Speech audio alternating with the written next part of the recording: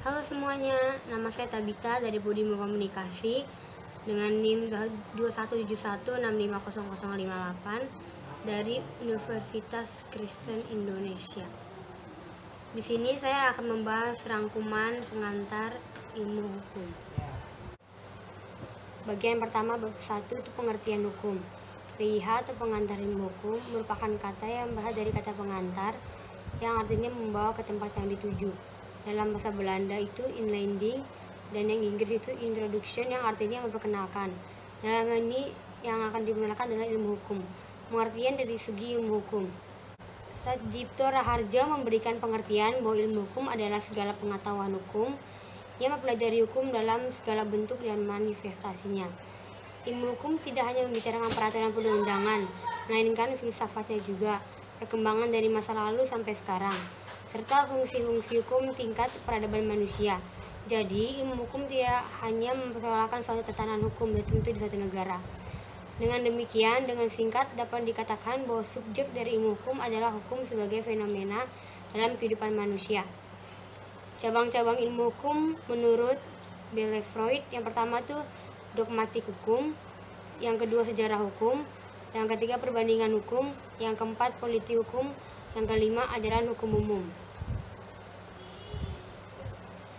Peran dan fungsi hukum. Yang pertama itu memberikan introduksi, memperkenalkan masalah yang berhubungan dengan hukum.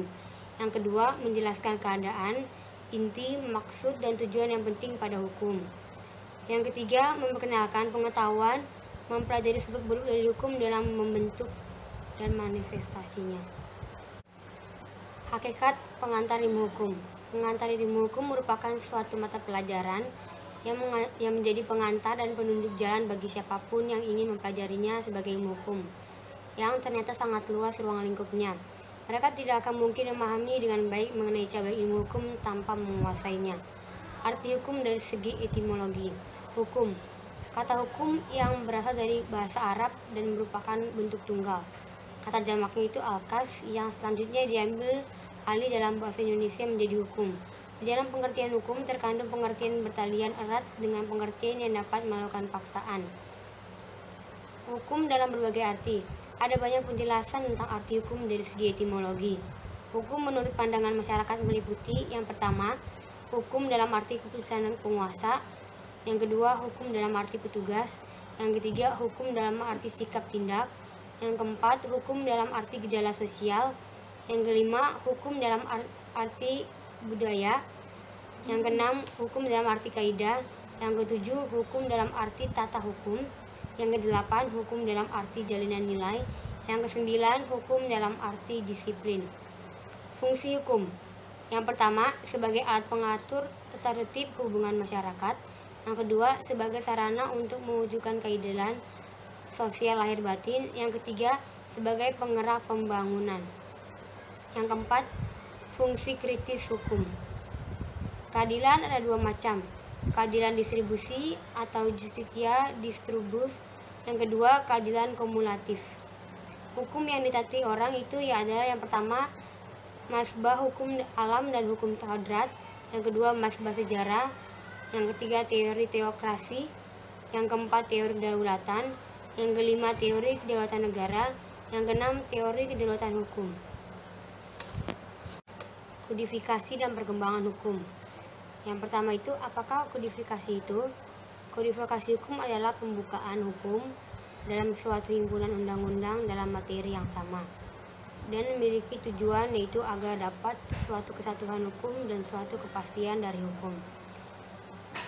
Aliran hukum yang timbul dalam kemudian adalah yang pertama ajaran Freie Rechtslehre, yang kedua aliran Rechtspflege.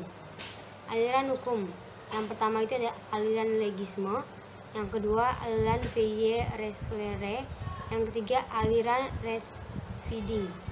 Cara penafsiran hukum. Yang pertama, dalam pengertian subjektif dan objektif. Yang kedua, pengertian luas dan sempitnya dari hukum. Macam-macam metode penelitian hukum. Yang pertama itu ada tata bahasa dan istilah. Yang kedua, sejarah. Yang ketiga, sistem dan peraturan. Yang keempat, keadaan masyarakat. Yang kelima, otentik atau penafsiran. Yang keenam, perbandingan. Undang-undang. Pembentukan undang-undang. Cara membentukkan undang-undang yang diberi wewenang tergantung kepada sistem pemerintah yang dianut oleh negara yang bersangkutan. Sistem Indonesia adalah lain daripada sistem di negara Belanda atau akan berlainan pula dengan sistem di negara Amerika. Cara pembuatan undang-undang di Indonesia. Berdasarkan Undang-Undang Dasar, pembuatan undang-undang yang dilaksanakan oleh Presiden bersama Dewan Perwakilan Rakyat (DPR). Undang-undang dalam arti formil.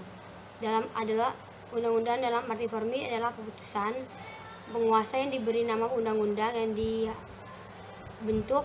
Contohnya itu Undang-Undang Pokok Agraria Nomor 5 Tahun 1960. Undang-undang dalam arti material.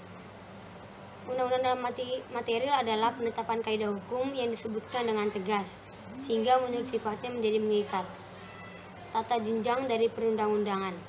Apa yang dimaksud tata jenjang perundang-undangan adalah urutan mengenai tingkat dan derajat dari para undang-undang yang bersangkutan dengan meningkat badan yang berwenang yang membuatnya, dengan mengingat badan yang berwenang yang membuat dan masalah-masalah yang dituturnya. Jurisprudensi. Jurisprudensi berasal dari kata bahasa Latin yaitu jurisprudentia yang berarti pengetahuan umum. Dalam bahasa Perancis yaitu jurisprudenti yang artinya peradilan. Timbulnya jurisprudensi bersumber pada Algemene yang artinya ketentuan umum tentang peraturan undang-undang untuk di Indonesia. Macam-macam jurisprudensi. Yang pertama itu jurisprudensi tetap adalah keputusan hakim yang berulang kali digunakan untuk kasus yang sama. Yang kedua, jurisprudensi tidak tetap adalah jurisprudensi yang belum masuk menjadi jurisprudensi tetap. Selanjutnya, dasar hukum jurisprudensi. Yang pertama itu dasar histori yang diikuti oleh umum. Yang kedua, adanya kekurangan pada hukum yang ada karena pembuatan undang-undang yang dapat mewujudkan segala sesuatu. Nilai dan arti pentingnya jurisprudensi ditinjau dari berbagai segi aliran-aliran hukum. Yang pertama, anggapan menurut legisme. Aliran ini bersangkutan bahwa undang-undang sedemikian serupanya sehingga semua hukum yang ada di masyarakat semua sudah ditampung oleh undang-undang. Yang kedua, anggapan menurut aliran VY. Pandangan aliran ini berlawanan dengan pandangan aliran legisme. Menurut aliran ini, jurisprudensi adalah primer, sedangkan mengatai undang-undang adalah sekunder. Yang ketiga itu anggapan Rechtspfinding. Dari anggapan ini dapat diketahui betapa pentingnya jurisprudensi untuk dipelajari di samping perundang-undangan. Oleh karena itu, di dalam jurisprudensi terdapat banyak garis-garis hukum yang berlaku dalam masyarakat. Asas-asas jurisprudensi. Yang pertama, bahwa penerapan dari peraturan yang sama pada kasus-kasus yang sama menghasilkan peraturan yang sama bagi siapa saja yang datang menghadap pengadilan. Yang kedua, secara konsisten dapat menyumbangkan pendapatnya dalam masalah-masalah yang di kemudian hari. Yang ketiga, bahwa penggunaan kriteria yang mantap untuk menempatkan masalah yang baru dapat menghemat waktu dan tenaga. Yang keempat, bahwa pemakaian pemutusan yang lebih dulu menunjukkan adanya kewajiban untuk menghormati kebijaksanaan dan pengalaman dari pengadilan pada generasi sebelumnya. Pencatatan atau pembukaan dari jurisprudensi. Jurisprudensi di Indonesia yang penting biasanya dimuat di majalah-majalah. Bahkan sekarang dapat dijumpai dalam penerbitan khusus sehingga lebih mudah untuk mendapat atau mempelajarinya. Traktat adalah perjanjian yang dibuat antara negara yang dituangkan dalam waktu tertentu. Perjanjian tersebut merupakan perjanjian internasional. Suatu negara juga dapat membuat perjanjian dengan negara lain tanpa harus memiliki traktat, misalnya pertularan nota atau surat biasa. Macam-macam traktat. Mengenai macam traktat itu ada 3. Yang pertama, traktat bilateral atau traktat binasosial. Yang kedua, traktat multilateral apabila dibuat oleh banyak negara. Yang ketiga, traktat kolektif atau traktat terbuka yang boleh dimasuki oleh negara lain. Akibat menyangkut orang. Apabila perjanjian ini menyangkut hubungan antara orang dengan orang lain, maka timbul hukum privat internasional, sedangkan yang menyangkut bahwa banyak orang atau umum atau negara menimbulkan hukum publik internasional. Apabila membuat perjanjian subjek hukum negara yang merupakan dengan negara lain, maka perjanjian antara negara perjanjian internasional atau traktat. Pembuatan traktat. Yang pertama, tahap perundingan, yaitu untuk melaksanakan perundingan diperlukan persiapan lebih dahulu. Traktat bilateral dipersiapkan dengan perundingan langsung secara lisan dan tulis, bahkan secara telegrafis surat kawat. Yang kedua, tahap perundingan. Tahap dari perundingan tersebut telah tercapai persetujuan, maka perundingan ditutup dengan satu naskah dalam bentuk teks tertulis yang terkenal dengan nama. Yang ketiga, tahap pengesahan atau ratifikasi. Setelah utusan-utusan yang membuat traktat itu kembali ke negara masing-masing, hasil perundingan tersebut diberikan kepada pemerintahannya. Yang keempat, tahap pertukaran piagam. Tahap ini merupakan pertukaran atau pertakan piagam yang telah diratifikasi atau lebih disahkan oleh negara masing-masing dari kedua negara yang bersangkutan. Doktrin. Doktrin sebagai sumber hukum formil. Doktrin adalah pendapat para sarjana hukum yang terkemuka yang besar pengaruhnya terhadap hakim dalam mengambil keputusan. Hakim dalam sumber hukum formil nampak dengan jelas pada hukum internasional, karena secara tegas menyatakan bahwa doktrin atau pendapat para sarjana hukum terkemuka adalah sebagai salah satu sumber hukum formil. Hukum perjanjian internasional adalah yang pertama perjanjian internasional, yang kedua kebiasaan internasional, yang ketiga asas-asas hukum yang diakui oleh bangsa-bangsa beradab, yang keempat keputusan hakim, yang kelima pendapat para sarjana hukum terkemuka. Tujuan dari penggolongan atau klasifikasi hukum adalah dari segi nilai-nilai teoritis adalah untuk dapat dicapai satu pengertian yang lebih baik. Yang kedua, dari segi praktis supaya lebih mudah dapat menemukan dan menerapkan hukum yang ada. Berlakunya hukum yang diselenggarakan dengan tujuan yang utuh, bahwa berlakunya hukum telah bersangkutan dengan yang pertama dengan sumber yang berlaku serta bentuk dari sumber itu. Yang kedua, dengan kepentingan yang diatur atau dilindungi. Yang ketiga, dengan hubungan aturan hukum itu sama lain. Yang keempat, dengan pertalian dengan hubungan hukum. Yang kelima, dengan hal kerjanya pelaksanaan saksinya. Bagan pergolongan hukum. Klasifikasi menurut sumber berlaku dan bentuknya dan peraturan itu. Yang pertama, hukum undang-undang. Yang kedua, hukum persetujuan. Yang ketiga, perjanjian antar negara. Yang keempat, hukum kebiasaan. Yang kelima, hukum jurisprudensi. Yang keenam, hukum ilmu. Yang ketujuh, hukum revolusi.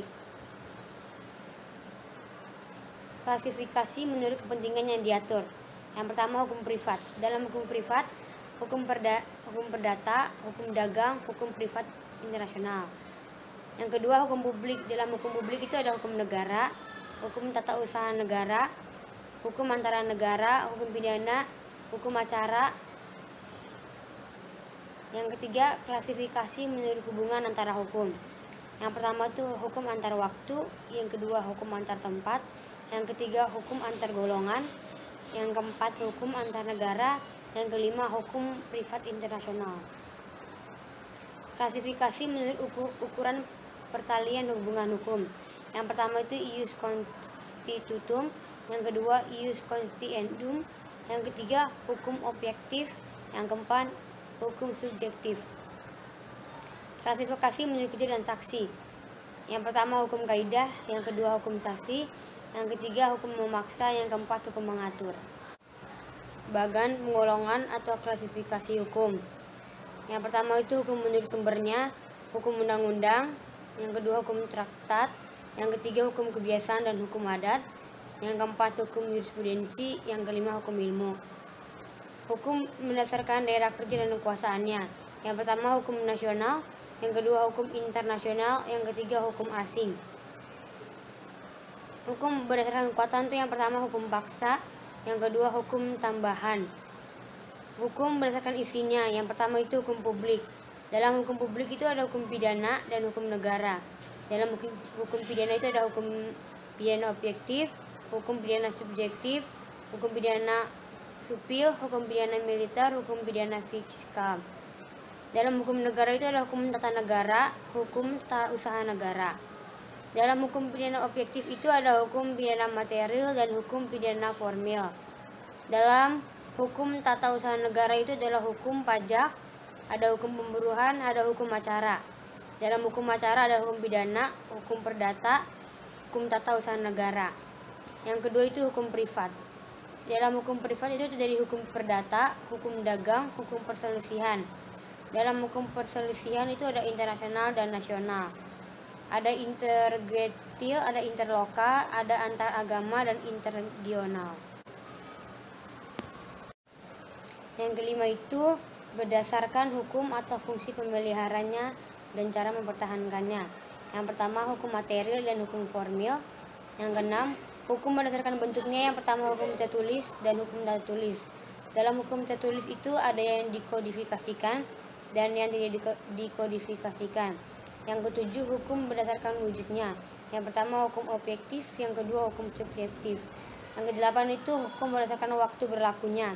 Yang pertama ius constitutum, yang kedua ius constituendum, yang ketiga hukum asasi.